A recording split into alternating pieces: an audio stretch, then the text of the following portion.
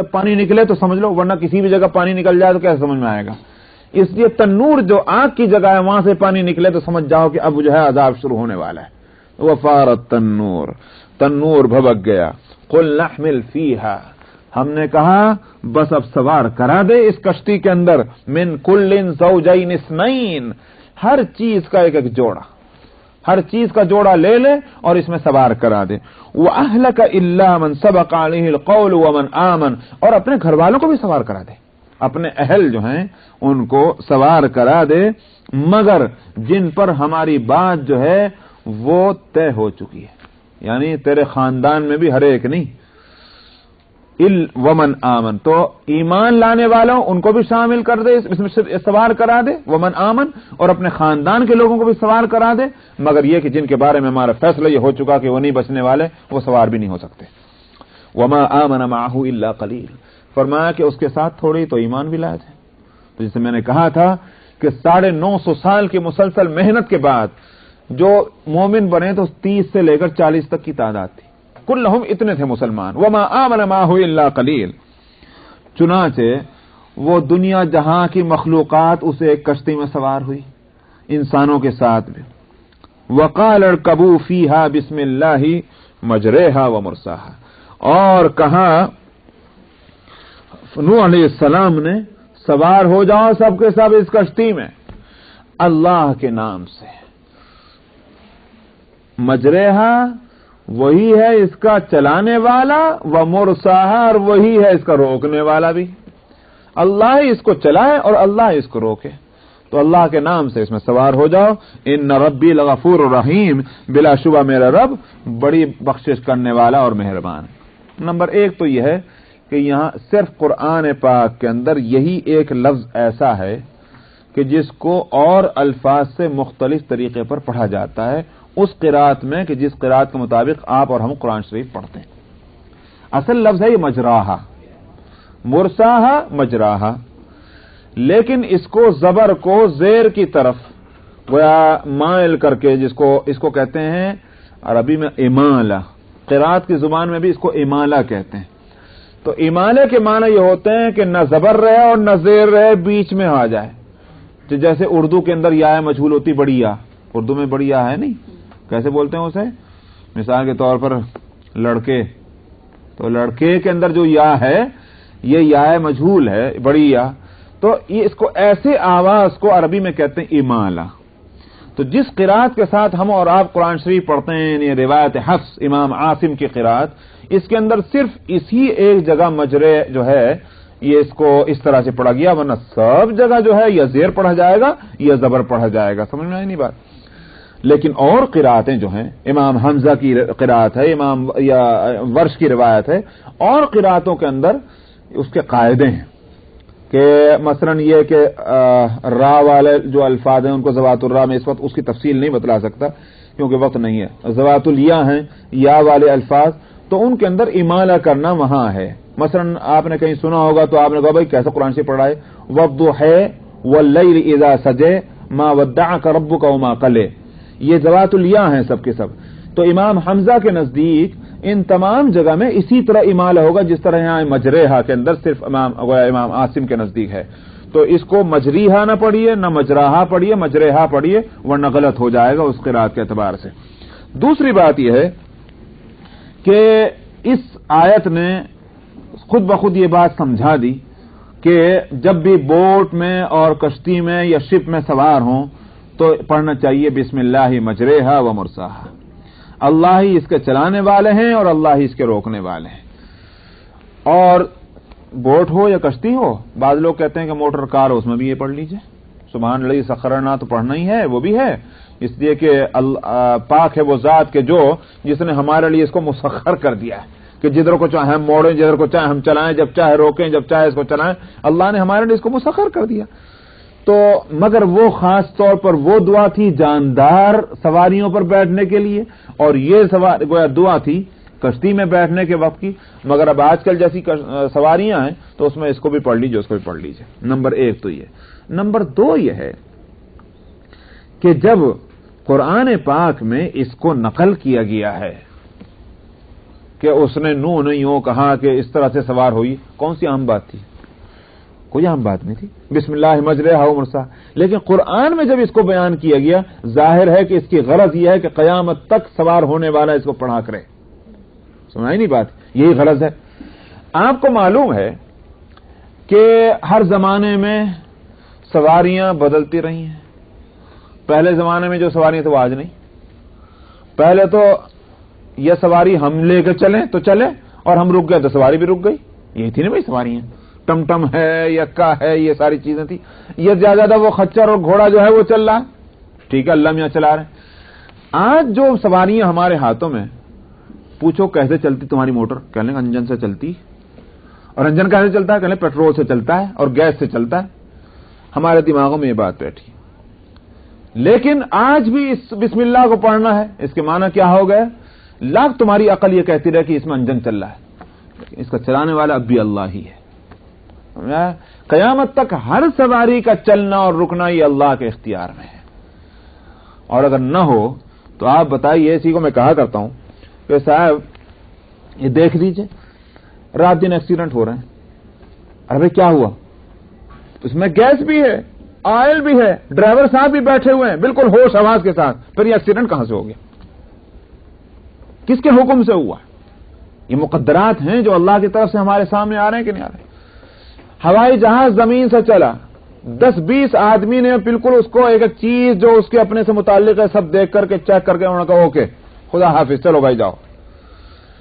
سب نے اوکے کر دیا، اور کیپٹن جو ہے جہاز کو لے کے چلا. وہ بیچ میں جا کے کہاں سے اس کا غبارہ پھوٹ گیا. کیا ہوا اس جہاز کو؟ ایک ایک چیز اوکے تھی چلنے کے وقت، پھر کیوں برباد ہوا ہے جہاز فضا کے اندر؟ رات دن ہم تماشا دیکھتے ہیں. بسم اللہ مجریہا و مرساہا. اللہ ہی اس کا چلانے والا اور اللہ ہی اس کو روکنے والا ہے. تو اس لیے یہ نہیں سمجھنا چاہیے کہ یہ اس زمانے کی دعا ہے جس زمانے کی جو ہے سواریاں اپنے ہاتھ سے چلا کرتی تھی. سمجھ میں آیا؟ یہ اس زمانے کی دعا ہے کہ جس زمانے میں کشتیاں جو ہے ہوا کے سہارے چلا کرتی تھی. ایسے کشتیاں میں تو کہا ہے وہ اس زمانے کی کشتیوں کیا کہتے تھے جو ہوا چلتی تھی؟ یاد ہے؟ بادبانی. تو بادبانی کشتیاں. بھائی ٹھیک ہے، اگر ہوا موافق ہے تو چلے گئے آرام سے، ہوا مخالف ہے تو ٹھہرے ہوئے. اس واسطے کہا گیا کہ بسم اللہ مجریہا پڑھ لیجئے. لیکن آج تو جہاز جو چلتے ہیں وہ پیٹرول سے چل رہے ہیں، گیس سے چل رہے ہیں. اب کیا ضرورت ہے کہ بسم اللہ مجریہا پڑھیں؟ اس لیے میں ساری بات کہہ رہا ہوں کہ چاہے کتنی بھی چیزیں ایجاد ہو جائیں، سرا ان سب کا جو ہے وہ اللہ ہی کے ہاتھ میں ہے. اللہ چاہیں تو چلے اور جب چاہے تو نہ چلے. تو بسم اللہ مجریہا میں اس لیے نہیں کہ ایک وظیفہ ہے ویسے ہی پڑھ لیجئے، اس تصور کے ساتھ اور اس یقین کے ساتھ پڑھنا ہے کہ اس کے معنی جو کچھ بھی ہیں اس کے اندر کوئی حقیقت پائی جاتی ہے. بسم اللہ مجریہا و مرساہا ان ربی لغفور الرحیم. یہ لفظ خوب ہے. یہ آیت کا یہ ٹکڑا بھی عجیب ہے. سوال یہ ہے کہ یہ کیوں چلے؟ یہ سواری کیوں چلے ہمارے لیے جس سے ہم کو فائدہ پہنچے؟ اس لیے کہ اللہ کی مہربانی ہو. اللہ کی مہربانی ہوگی تو یہ چلے گی. اللہ کی نگاہ مہربانی پھر جائے تو نہیں چلے گی. یہ نہیں بات. یہ اللہ کی مہربانی کہ ہم مستحق کیوں بنے؟ اس لیے بنے کہ ہم اللہ کے فرما برداری کریں تو ہم اللہ کی رحمتوں کو مستحق ہوں. اللہ کی رحمتوں کو مستحق ہوں تو اللہ کی نعمتیں ہم کو ملیں. نہیں بات. یہ ایک فلسفہ ہے پورا. لیکن اللہ کی فرما برداری میں ہم سے کتنی لغزشیں ہوتی رہتی ہیں.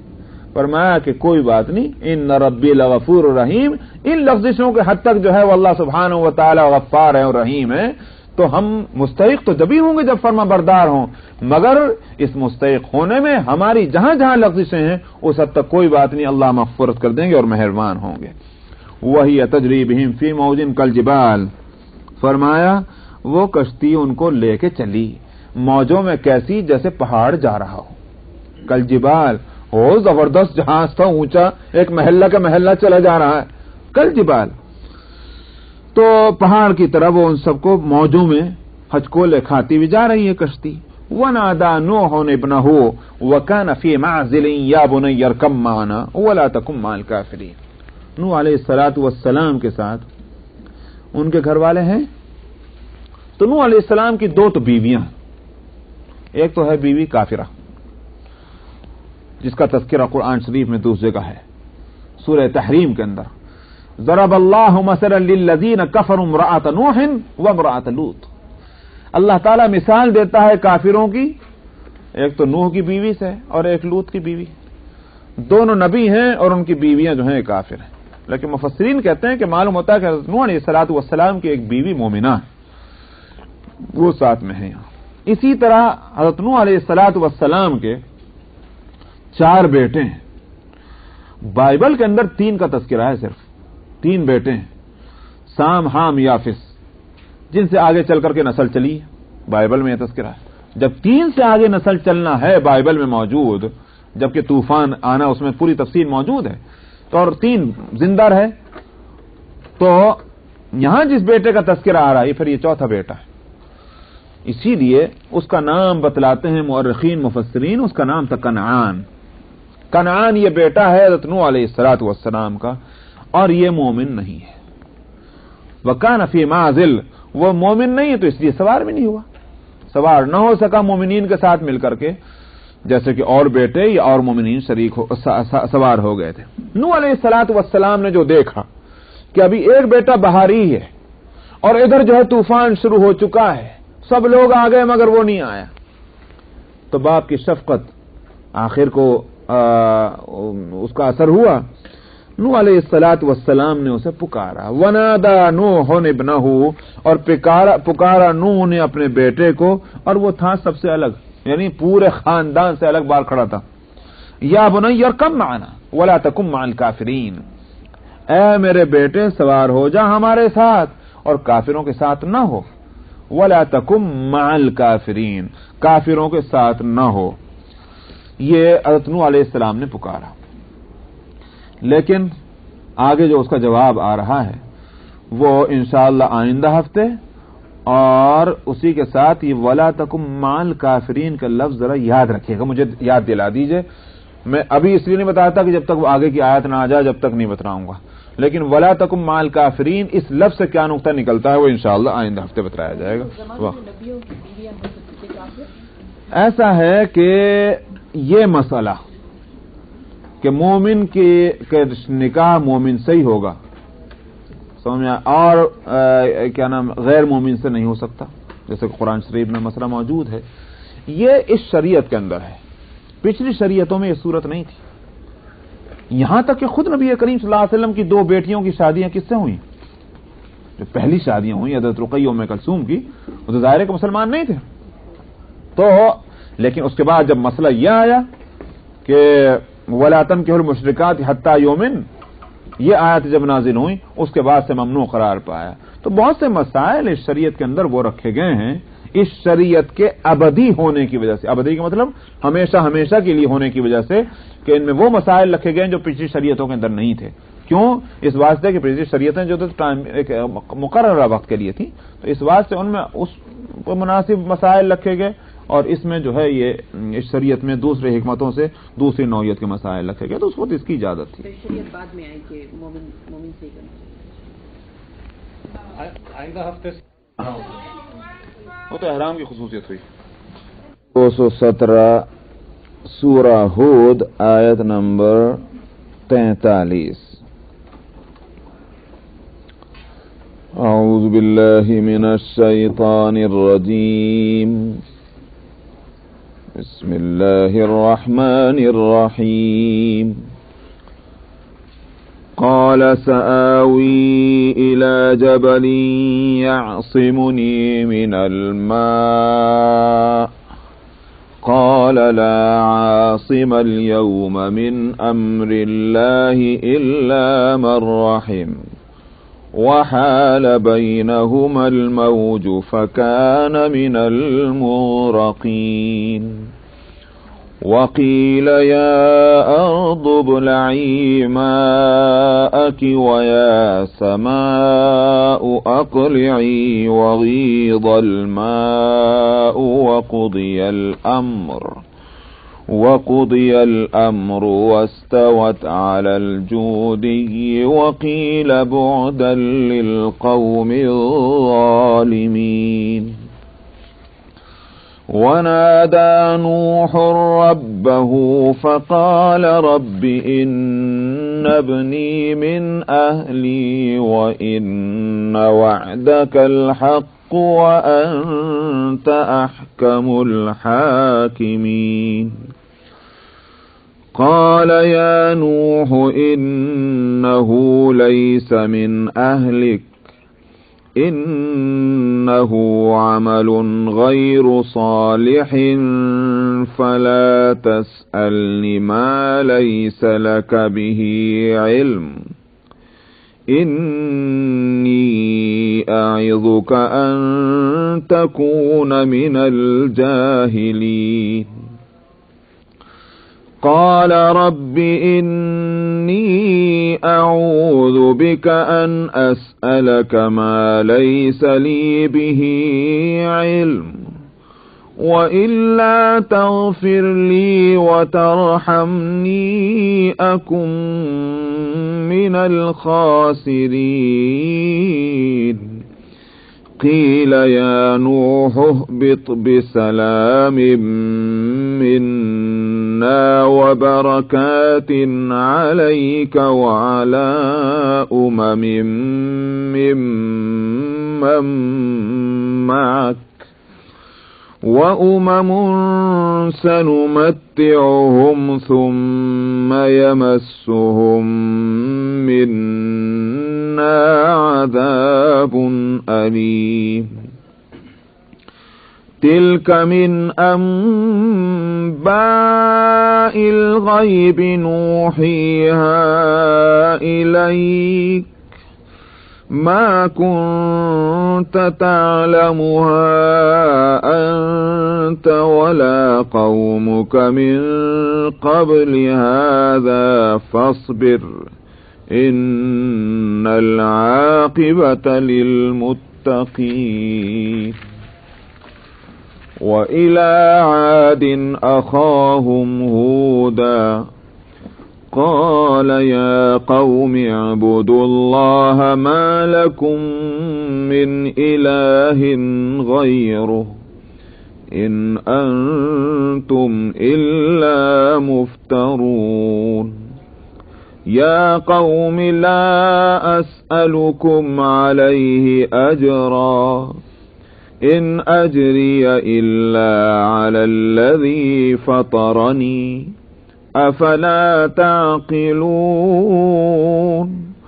ويا قوم استغفروا ربكم ثم توبوا إليه يرسل السماء عليكم مدرارا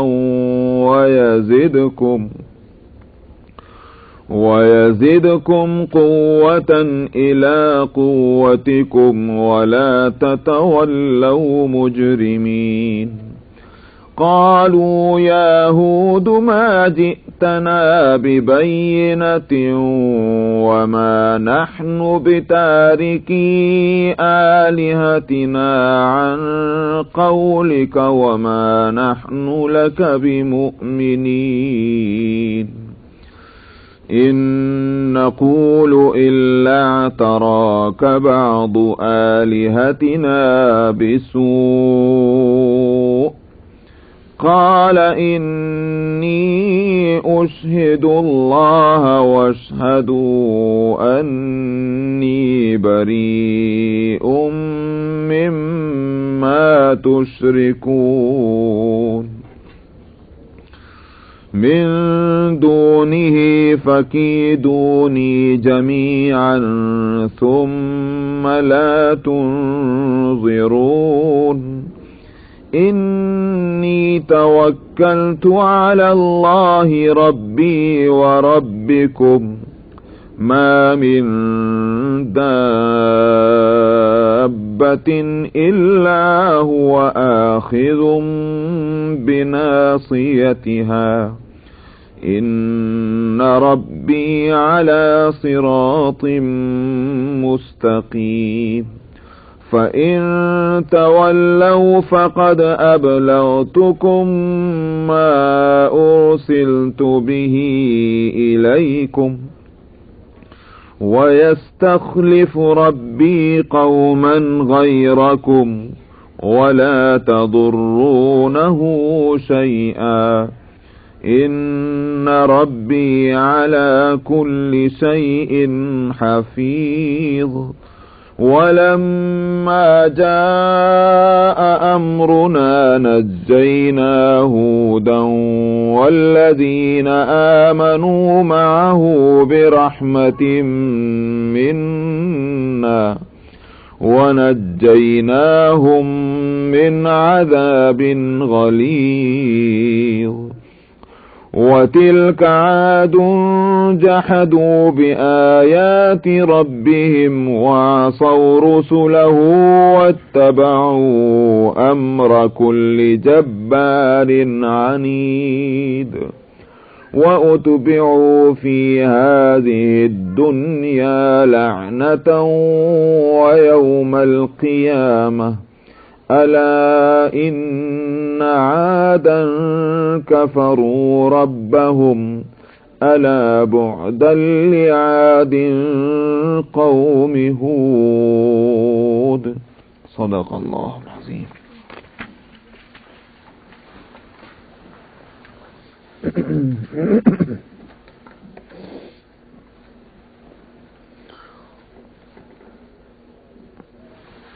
حضرت نوح علیہ السلام نے اپنے بیٹے کو آواز دی طوفان کے وقت کہ ہمارے ساتھ کشتی میں سوار ہو جا، بوٹ میں، اور کافروں کے ساتھ نہ ہو. مگر بیٹا نہ سمجھ سکا کہ یہ کیا چیز ہے. طوفان کو، ایسا طوفان کہ کسی طرح اس سے بچاؤ نہیں ہو سکے گا، نہیں سمجھ سکا. مت ماری جاتی ہے تو پھر یہی ہوتا ہے کہ آنکھوں کی سامنے آئی ہوئی چیز کا بھی وہ مطلب آدمی نہیں لے سکتا جو لینا چاہیے. تو وہی صورت ابن نوح کی ہوئی. اس نے کہا قال سآوی الی جبل یعصمونی من الماء، میں اپنا ٹھکانہ ایک پہاڑ پہ بنا لوں گا، میں پہنچ جاؤں گا پہاڑ پہ، اور وہ پہاڑ کی چوٹی مجھے اس طوفان سے بچا لے گی، سیلاب سے. میری فکر چھوڑ دیجئے، میں بوٹ میں نہیں آتا. قال لا عاصم اليوم من امر اللہ الا من رحم. حضرت نوح علیہ السلام نے فرمایا کہ آج اللہ کے حکم سے کوئی بھی بچنے والا نہیں ہے سوائے اس کے جس پر اللہ ہی مہربان ہو جائے. دنیا کے معلوم ہے کہ اسباب جو ہے، اسباب اگرچہ اسباب کی ایک حیثیت ہے دنیا میں، لیکن ایک موقع ایسا آتا ہے کہ اسباب بے حیثیت ہو جاتے ہیں، پھر مسبب الاسباب کا فیصلہ چلتا ہے. مثلا میں کہتا ہوں اسباب جو ہیں اللہ تعالیٰ نے اس دنیا میں رکھے ہیں. اگر کسی کو کھانا کھانا ہے کیا کرے گا؟ ظاہر ہے کہ اس کے سارے انتظامات جو ہیں، وہ آٹا چاہیے روٹی کے واسطے، پانی چاہیے آٹا گوندنے کے واسطے، آگ چاہیے اور توا چاہیے جس پر روٹی پکے گی، اسی طرح سالن کے، یہ اسباب. اور اسی کے ساتھ کھانا تیار بھی ہو تو بھئی ہاتھ ہونا چاہیے کہ اس سے اٹھائے اور کھائے. یہ سارے اسباب ہیں. دنیا میں اللہ سبحانہ و تعالی نے سارے کاموں کو اسباب کے ساتھ اس طرح سے جوڑا ہوا ہے کہ آدمی اسباب سے آگے کی کسی چیز کو سمجھ نہیں پاتا، بس سبب تک نظر ہے. اسی کو حدیث میں آتا ہے کہ ملک الموت کو جب اللہ تعالی نے یہ کام سپرد کیا کہ تم جان نکالو گے، تو ملک الموت نے عرض کیا خداوندہ میرا کام تو، میرے سفر تو بڑا بھاری کام ہوا، مجھے تو کوئی بھی اچھا نہیں سمجھے گا، ہر ایک مجھے ہی برا ہی کہے گا، اس لیے کہ کون چاہتا ہے کہ زندگی اس کو محروم ہو جائے. تو اللہ تعالیٰ نے فرمایا کہ فکر نہ کر، میں ایسے اسباب رکھ دوں گا موت کے کہ لوگ سبب کو پورا کہیں گے، ملک الموت کو نہ کہیں گے. چنانچہ کسی کو بخار ہو جاتا ہے، کہیں جو ہے وہ دریا میں ڈوب جاتا ہے، کہیں وہ اس پر مکان گر جاتا ہے، کہیں کچھ ہو جاتا ہے. یہ اسباب ہے. لوگ یہ سمجھتے ہیں کہ فلانی چیز کی وجہ سے آدمی مر گیا، کوئی یہ نہیں سمجھ پاتا کہ وقت ہی اس کا یہ تھا. ملک الموت آیا، روح نکال کے لے گیا، اس کا وقت ہی یہی تھا. اس پر نظر نہیں جاتی، اسباب پر نظر جاتی ہے. تو اللہ تعالیٰ نے دنیا کا نظام اسی طرح سے رکھا ہے.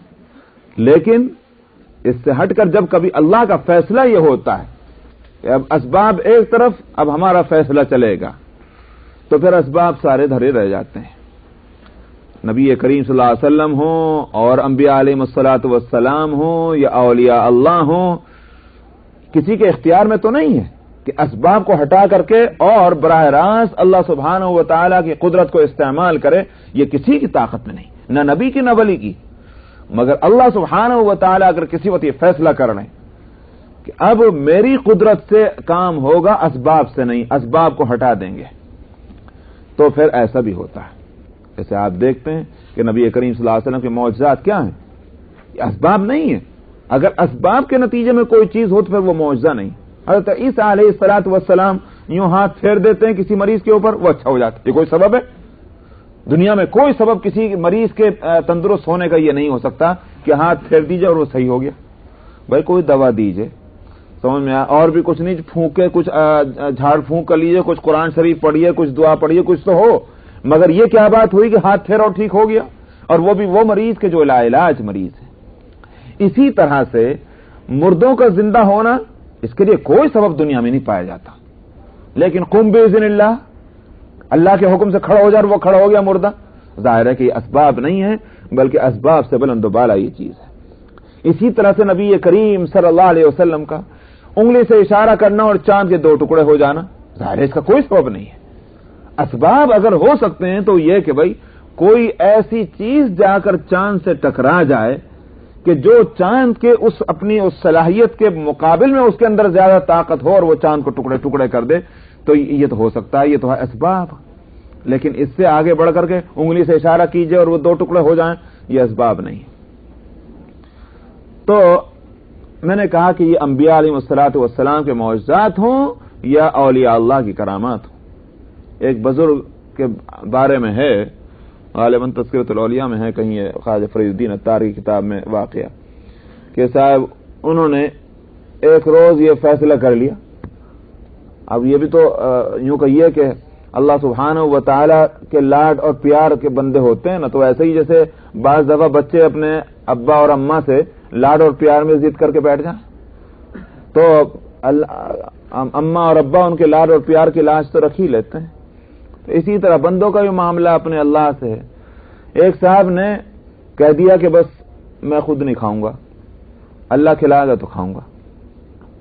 اچھا صاحب، اللہ کھلایا کھاؤں گا تو یہ تو بہت بڑی بات ہے، ہم بھی کہہ دیتے ہیں اللہ کھلائیں گے تو کھائیں گے، لیکن ہمارے کہنے کا مطلب دوسرا ہوتا ہے، وہ حضرت کا مطلب کچھ اور رہا ہوگا۔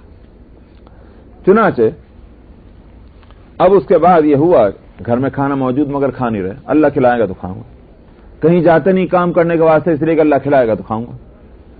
کئی دن کے بعد یہ ہوا کہ کھانا آیا، ایک صاحب کھانا لے کر آئے، کوئی جان نہ پہچان، کبھی دیکھا بھی نہیں ان کو، لیکن کھانا لے کر آ رہے۔ صاحب یہ آپ کے لیے ہدیہ ہے۔ خیال ہوا رہے تو اللہ نے بھیجا ہے، یہ تو واقعی اللہ نے بھیجا، میں اس کو جانتا ہی نہیں یہ کون شخص ہے، کہاں سے آیا، معلوم ہوتا ہے اللہ نے بھیجا، لاؤ کھا لوں۔ لیکن پھر بات یاد آئی کہ میں نے تو یہ کہا تھا کہ اللہ کھلائے گا تو کھاؤں گا، یہ تو آدمی لے کر آیا، میں کیسے کھا لوں؟ نہیں میں نہیں کھاتا، واپس۔ پھر اپنا ایک دو روز ایسے ہی گزر گئے، آزمائش ہو رہی کتنا پکا ہے بندہ اس بات میں، سمجھ میں آیا کہ ہماری قدرت کو دیکھنا چاہتا ہے، ہم بھی دیکھتے ہیں کہ یہ کتنا پکا ہے۔ تو کئی دن اور گزر گئے، آخر ایک وقت کیا ہوا کہ دیکھا کوئی اچانک کیا ہوا، کھانا سامنے، نہ کوئی لانے والا لایا، نہ کوئی گیا، کوئی نشان نہیں، کھانا بالکل سامنے، آنکھ جھپکی تو کھانا سامنے۔ ارے یہ تو واقعی اللہ کی طرف سے آیا، لاؤ کھا لو۔ مگر پھر دماغ میں آیا، میں نے تو یہ کہا تھا اللہ کھلائے تو کھاؤں، کیا پتا کیسے آیا، کوئی آیا ہوگا رکھ کے چلا گیا ہوگا، میری آنکھ جھپک گئی، نہیں کھاتا، ہٹاؤ اس کو، ہٹا دیا۔ پھر ایک دو روز اور گزر گئے، پھر دیکھا کہ واقعی کھانا ہے، تو انہوں نے کہا میں کیسے کھاؤں، نہیں کھاؤں گا میں، تو وہ کھانا اوپر کو اٹھ گیا۔ انہوں نے کہا ارے یہ کیا ہو رہا ہے، یہ تو کھانا ہی اوپر کو اٹھ رہا ہے، یہ تو اللہ ہی کھلا رہا ہے۔ تو ہاتھ بڑھایا، اس کو کھا لیا۔ تو پھر آواز آئی اب بھی جلدی کر گیا، اگر تو اور صبر کرتا تو اپنے ہاتھ سے کھلا دیتے۔ تو یہ ہے اسباب سے ہٹ کر کوئی چیز، لیکن ظاہر ہے یہ ہمارا اور آپ کا کھیل نہیں ہے، یہ ان کا کھیل ہے کہ جن کے تعلق اللہ سے ویسے ہوں جیسے لاڈ رہے بچوں کے تعلق اپنے ماں باپ سے ہو سکتے ہیں۔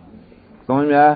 حدیث میں نبی کریم صلی اللہ علیہ وسلم نے فرمایا کہ بہت سے بندے اللہ کے وہ ہوتے ہیں کہ جو میلے کچیلے، سمجھ میں آیا، یعنی صورت ان کی دیکھو، ان کے حلیہ دیکھو تو ان کی کوئی حقیقت معلوم نہ ہو کس درجے کے یہ انسان ہو سکتے ہیں، لیکن فرمایا کہ لو اقسم باللہ لابرہ، اگر یہ اللہ کے معاملے میں کوئی قسم کھا لیں کہ یہ کام ہوگا، اللہ تعالیٰ ان کی قسم کو پورا کر دیتے ہیں۔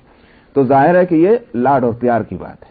اگر ماں باپ کو لاڈ اور پیار ہو سکتا ہے اپنے بچوں سے، تو اللہ کی محبت تو ماں باپ سے کہیں بڑھ کر ہے اپنے بندوں سے، بشرطے کہ بندہ بندہ ہو۔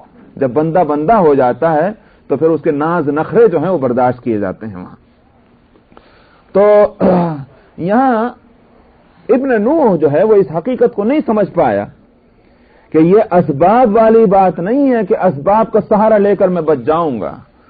یہ اللہ کا فیصلہ ہے کہ جب اس دنیا کو تباہ کرنا ہے، اب بچنے والی کوئی صورت نہیں۔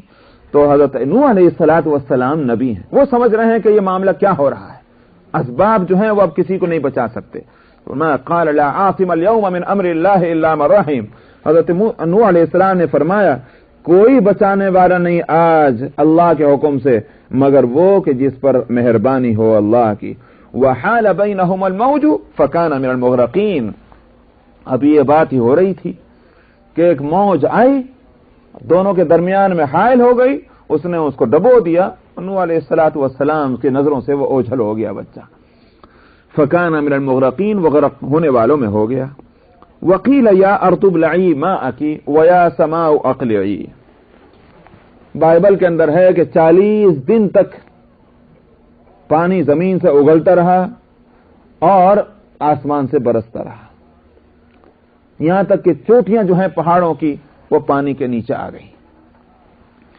بعض علم الآثار، یہ جو اور حفریات کہتے ہیں اس کو عربی میں، جو کھدائی کر کے اور جو چیزیں نکال کے لاتے ہیں، یا اسی طرح سے آرکیالوجی، وہ اس فن کے ماہرین بعض کہتے ہیں کہ بعض بڑی اونچی چوٹیوں کے اوپر کچھ ایسے ڈھانچے ملے ہیں کہ جو جس سے ایک تو یہ بات معلوم ہوتی ہے کہ بہت پرانے ہیں، دوسری بات یہ کہ وہ کسی طرح زمینی مخلوق نہیں بلکہ وہ پانی کے مخلوق کے ڈھانچے ہیں۔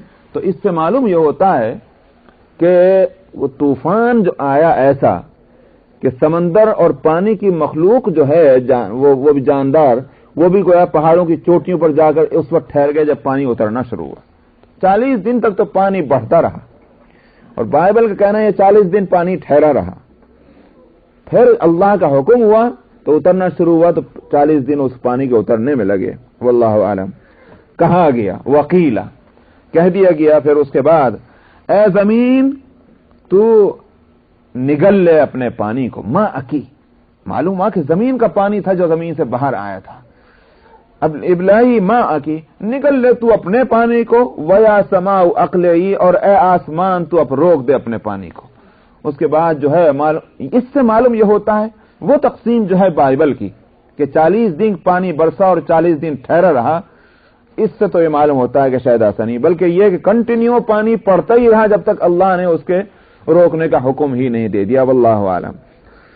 فرمایا کہ کہہ دیا گیا اے زمین نگل لے تو اپنے پانی کو، اور اے آسمان تو روک دے، وغیض الماء، اور پانی خشک ہونا شروع ہوا، وقضی الامر، قصہ ختم ہو گیا، معاملہ نمٹ گیا، اب کچھ بھی نہیں رہا زمین کے اوپر۔ وقضی الامر واستوت علی الجودی، اور یہ جو بوٹ تھی، کشتی تھی، وہ جودی کے اوپر جا کر ٹھہر گئی۔ جودی کیا ہے؟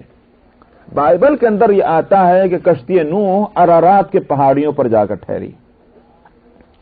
یہ جو اگر آپ یہ جو پرشین گلف ہے، جغرافی میں اگر آپ اس کو اب بھی دیکھیں تو اس کے اندر اوپر سے 2 دریا آ کر گر رہے ہیں۔ بائیں طرف کا جو ہے وہ تو ہے دجلہ، جو عراق کے بالکل مڈل میں ہے، جس کے کنارے جو ہے وہ بغداد آتا ہے۔ دائیں طرف والا ایسٹ کی طرف کا جو ہے یہ ہے فرات، اور یہ دونوں دریا جو ہیں وہ اوپر جو آرمینیا کے پہاڑ ہیں، یہ ادھر سے آنے والے 2 دریا ہیں۔ یہ جو فرات جو ہے مشرق کی طرف والا، جو موجودہ ایران جو ہے اس کی سائیڈ والا، اسی کے اوپر کے حصے میں جہاں یہ جا کر اوپر ملنے کے قریب ہوتا ہے آرمینیا کی پہاڑیوں سے، تو اس سے کچھ نیچے یہیں یہ پہاڑی سلسلہ ہے، اس پہاڑی سلسلے کو کہا جاتا ہے ارارات۔ تو بائبل میں تو لفظ ارارات آیا، اسی کے اندر کوئی ایک مخصوص پہاڑی ہے، اس کو کہا گیا جودی۔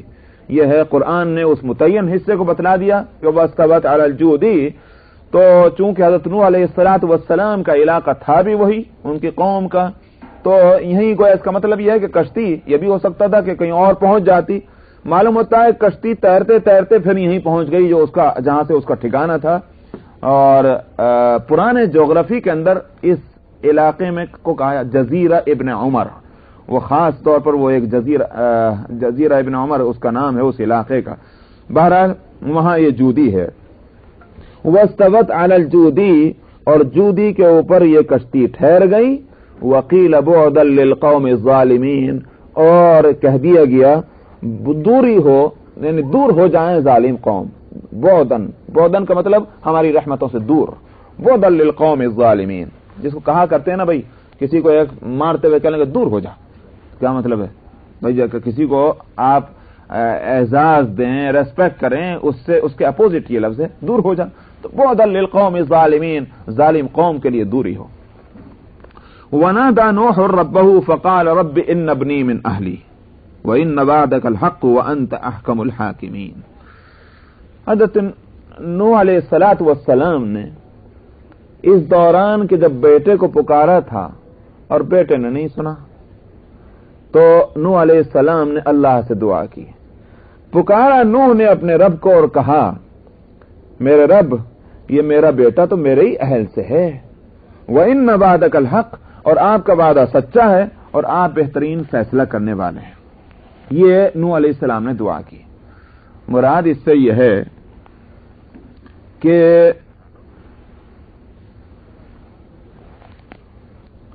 اللہ سبحانہ و تعالی نے جو فرمایا تھا، کیا ہے یہ آیت نمبر 40 کے اندر، 40 میں دیکھیں، حتی اذا جاء امرنا وفارت النور قل نحمل فيها من كل زوجين اثنين واهلك الا من سبق عليه القول ومن آمن۔ تو ہمارا حکم آیا اور تنور بھبک گیا، ہم نے یوں کہا کہ اس کشتی کے اندر ہر چیز کے دو جوڑے جو ہیں وہ تم سوار کرا دو اور اپنے اہل کو بھی سوار کرا دو۔ یہ بات ہوئی تھی۔ وہ اہلک، معلوم ہوا کہ میرے اہل جو ہیں وہ بچ جائیں گے۔ اس لفظ سے حضرت نوح علیہ السلام فائدہ اٹھانا چاہ رہے ہیں دعا کے اندر۔ خداوندہ میرا بیٹا تو میرا اہل ہے، ان ابنی من اہلی وان وعدک الحق، اور آپ کا وعدہ سچا ہے کہ میں آپ کے تیرے اہل کو بچاؤں گا، وانت احکم الحاکمین، اور آپ تو بہترین فیصلہ کرنے والے ہیں ہی، تو لہذا میرے بچے کو بچا لیجیے، ڈوبنے جا رہا ہے، یہ مانتا نہیں میری بات۔ اللہ تعالی نے فرمایا قال یا نوح انه ليس من اہلک، اللہ نے فرمایا اے نوح یہ تیرے اہل سے نہیں ہے۔ بس یہ ہے وہ سمجھ کا فرق۔ یوں کہ یہ ایک نقطہ نظر، کہ نقطہ نظر کیا ہے؟ نوح علیہ السلام سمجھ رہے ہیں کہ رشتے جڑتے ہیں خون سے۔ بھائی کیا کہتے ہیں؟ خونی رشتہ، سمجھا؟ خون سے رشتہ جڑتا ہے، باڈی کا باڈی سے رشتہ ہے، یہ رشتہ، اس سے اہل بن جاتا ہے آدمی۔ بھائی باپ کا اہل بیٹا ہے، بیٹے کا اہل باپ ہے، شوہر کا اہل بیوی ہے، بیوی کا اہل شوہر ہے۔ کیوں کہتے ہیں ہم یہ؟ اس واسطے کہ باڈی کا باڈی سے رشتہ ہے۔ لیکن ایک دوسرا نقطہ نظر یہ ہے رشتے کے تعلق سے کہ دل کا دل سے رشتہ، اور دل سے دل کا رشتے ہونے کے معنی یہ ہے کہ عقیدے کا رشتہ۔ اس واسطے کہ آپ دیکھ لیجئے کہ اگر اعمال ہاتھ اور پاؤں سے نکلتے ہیں تو عقیدے کی جگہ کہاں ہے؟ دل۔ عقیدے کی جگہ دل ہے، تو جب عقیدے کا رشتہ ہوگا تو معلوم ہوا کہ یہ دل کا رشتہ ہے، اور باقی رشتہ جو ہے وہ ہاتھ اور پاؤں کا ہے، خون حرکت کرتا ہے ہاتھ اور پاؤں میں۔ نوح علیہ السلام کے نقطہ نظر اس وقت کیا ہے؟ وہ یہ کہ میرا اہل ہے۔ کیوں؟ اس لیے کہ میرا اس سے خونی رشتہ ہے، اس لیے کہ میرے ہاتھ اور پاؤں کا اس سے رشتہ ہے، میرے باڈی کا رشتہ ہے۔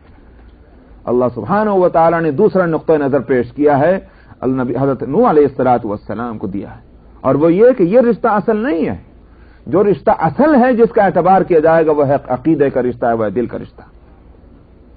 اسی واسطے قرآن پاک میں فرمایا انما المؤمنون اخوہ، مؤمنین جو ہیں وہ ایک دوسرے کے بھائی ہیں۔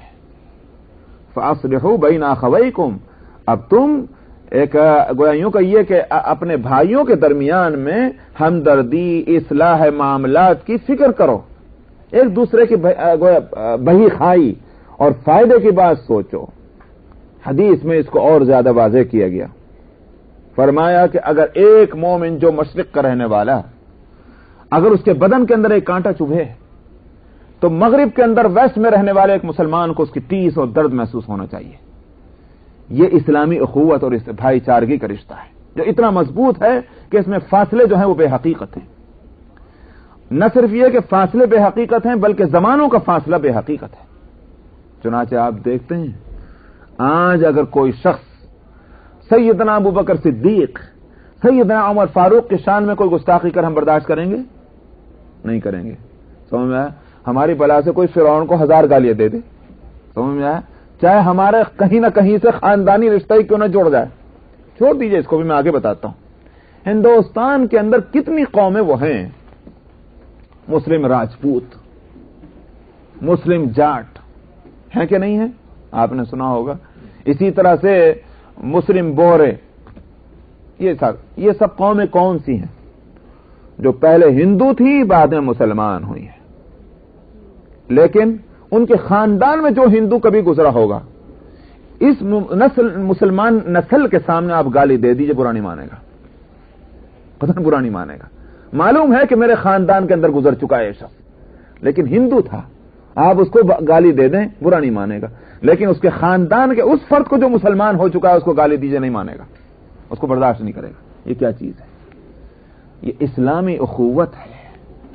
اسلامی اخوت نہایت مضبوط ہے، عقیدے کا رشتہ نہایت مضبوط ہے بنسبت اور رشتوں کے۔ تو اتنا تو ہمارے اندر بھی ہے کہ ہم اسلامی رشتے کو یا ایمانی رشتے کو یا عقیدے کے رشتے کی اتنی اہمیت دیتے ہیں کہ جیسے میں نے کہا کہ ہمارے بزرگوں میں سے صحابہ اور یہ ائمہ مجتہدین اور ائمہ فقہ اور ائمہ حدیث کو برا کہتے ہم برداشت نہیں کرتے، مگر اتنا یہ بھی ہے کہ اگر ہمارے بچوں کو، ہمارے بھائی کو گالی دے تو ہم بھی تب بھی ہم برداشت نہیں کریں گے، اتنا تو ہم میں بھی ہے۔ مگر اللہ سبحانہ و تعالی جس چیز کو یہاں ایک پیغمبر سے چاہ رہے ہیں اور پیغمبر کو جس طرح متوجہ کر رہے ہیں وہ یہ کہ اتنا ہی نہیں بلکہ ایک عام مسلمان جو ہے، ایک عام کلمہ گو، اس کی قیمت ہماری نظر میں اس سے کہیں زیادہ ہونی چاہیے کہ جس سے ہمارا خونی رشتہ ہے لیکن ایمان اس کا رشتہ اس سے ہمارا نہیں ہے۔ بس یہ ایک بات ہے۔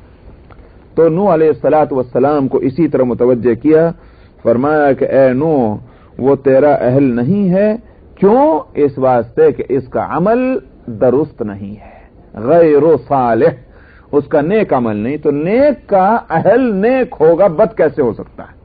اسی واسطے یہ جو رشتے میں، رشتے کا مطلب ارے بھائی جو شادی کا رشتہ ہوتا ہے منگنی، اس منگنی میں اور رشتے نکاح کے لیے آپ جانتے ہیں کہ کفاءت شرعی چیز ہے، یعنی لڑکی کی شادی جو ہے اس کے ہم کیا کہتے ہیں آپ یہاں حیدرآباد میں وغیرہ میں کہاں کیا کفاءت کو، یعنی ہم جولیوں میں نہیں، ہم جولی کا لفظ نہیں آئے گا، کچھ اور ہم نہیں، آپ کیا کہتے ہیں وہ بھائی اس کا رشتہ غیروں میں ہو گیا یا اپنوں میں ہو گیا، کیا کہتے ہیں اس کے لیے آپ کے؟ اپنی برادری کے لوگ ہیں، سمجھ میں آیا؟ برادری کے اندر ہونا اور غیر برادری میں ہو جانا، اچھا ٹھیک ہے کچھ بھی کہتے ہوں، اس کو فقہ کی زبان میں کہا جاتا ہے کفاءت، کفو۔ کفو وہ لفظ ہے جو سورہ اخلاص میں آیا، وَلَمْ يَكُنْ لَهُ كُفُوًا أَحَدٌ، اللہ کے کوئی برابر کا ہے ہی نہیں، کوئی برابر کا نہیں اللہ کے، یعنی جس سے خاندان میں جب ایک خاندان کے دو آدمی کیا ہوتے ہیں؟ ایک دوسرے کے برابر کے ہوتے ہیں، اللہ کا کوئی کفو نہیں، یعنی اس کے کوئی برابر کا نہیں، اس کا کوئی خاندان نہیں۔ تو کفاءت فقہی چیز ہے، اسی واسطے کوئی لڑکی از خود اپنا نکاح غیر کفو کے اندر نہیں کر سکتی اپنے باپ کی اجازت کے بغیر، وجہ اس کی وہی ہے، کفاءت ایک فقہی اور شرعی چیز ہے، کیونکہ ایک لڑکی کا ایک لڑکے سے جو رشتہ ہوتا ہے یہ ذریعہ بنتا ہے ایک فیملی کا دوسرے فیملی سے جوڑ کا، ایک لڑکی کو بے شک اپنی زندگی کے فیصلہ کا حق ہے، ایک لڑکے کو بھی حق ہے، مگر چونکہ دو خاندان بھی متاثر ہو رہے ہیں لہذا ان سے بھی پوچھ لو، کہیں ان کی ناک نہ کٹے ان کے اپنے خیال کے اعتبار سے۔ یہ مسئلہ الگ ہے کہ بھائی ناک کٹنی چاہیے کہ نہیں کٹنی چاہیے، یہ احساس ہونا چاہیے کہ نہیں ہونا چاہیے، وہ الگ بات ہے، لیکن اسلام جہاں ایک طرف یہ کہتا ہے کہ اسلامی برادری سب برابر ہے، اس میں خاندانوں کا یہ نام اور نمود جو ہے اس میں کوئی فرق نہیں پڑتا ہے، یا ایھا الناس انا خلقناکم من ذکر وانثى وجعلناکم شعوبا وقبائل لتعارفوا ان اکرمکم عند اللہ اتقاکم۔ ایک طرف تو اسلام کی تعلیم یہ ہے کہ جب اخلاق اور کردار بنانے کی بات آتی ہے اور تھنکنگ اور فکر کی تربیت کا مسئلہ آتا ہے تو قرآن یہ کہتا ہے اے دنیا جہاں کے انسانوں، ہم نے تم کو ایک نر اور ایک مادہ سے پیدا کیا، ایک مرد اور ایک عورت سے پیدا کیا، ایک میل اور ایک فیمیل سے پیدا کیا، یعنی تمہاری سب کی حقیقت ایک ہی ہے۔ کوئی یہ نہیں کہ ایک آسمان سے گرا تو ایک زمین سے ہوگا، وہ قصہ نہیں ہے، سب کی اصلیت ایک ہے۔ وَجَعَلْنَاكُمْ شُعُوبًا وَقَبَائِلَ، لیکن ہم نے جو برادریاں بنا رکھی یہ کیوں؟ فرمایا لِتَعَارَفُوا، تاکہ پہچان رہے کہ صاحب یہ فلانے صاحب ہیں، یہ فلانے صاحب ہیں۔ عبداللہ نام کے بہت سے ہیں، بھئی عبداللہ کون سے عبداللہ؟ آپ کہہ سکتے ہیں کہ صاحب فلانے خاندان کے ہیں، فلانے